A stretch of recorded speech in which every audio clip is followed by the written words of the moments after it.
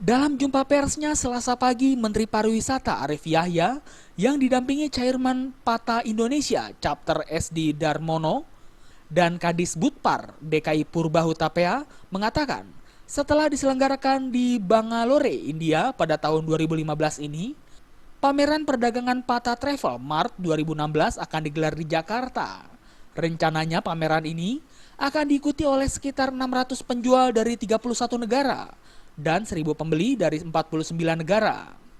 Menurut Arief, Indonesia akan memperoleh dampak langsung ekonomi dari pengeluaran para peserta selama mengikuti Bursa Pariwisata. Menpar memproyeksikan dari Bursa Pariwisata Internasional ada sekitar 1.000 buyer yang melakukan transaksi minimal 200 PAX per buyer. Jika tiap PAX nilainya $1.000 Amerika Serikat, berarti akan ada pemasukan sekitar 200 juta dolar Amerika Serikat atau sekitar 2,5 triliun rupiah. Kita sedang menjual produk-produk kita. Jadi proyeksinya adalah akan datang sekitar 4.500 ya delegasi. Kita harapkan akan terjadi transaksi sekitar 200.000 PAX lah.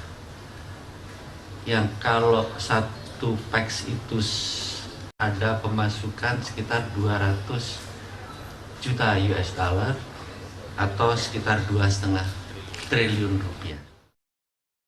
Selain itu, menurut Chairman PATA Indonesia Chapter SD Darmono, PTM 2015 juga akan menjadi momentum untuk mempromosikan branding Wonderful Indonesia ke mancanegara, khususnya ke negara-negara yang menjadi fokus pasar pariwisata Indonesia di kawasan Asia Pasifik.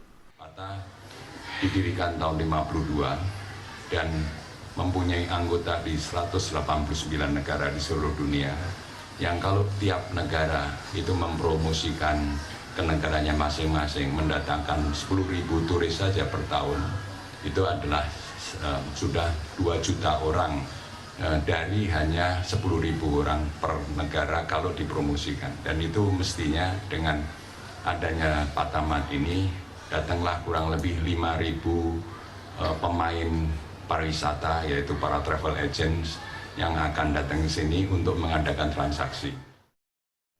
Dari Jakarta, Feby Waryanti dan Eko Yulianto melaporkan. Travel agent terutama outbound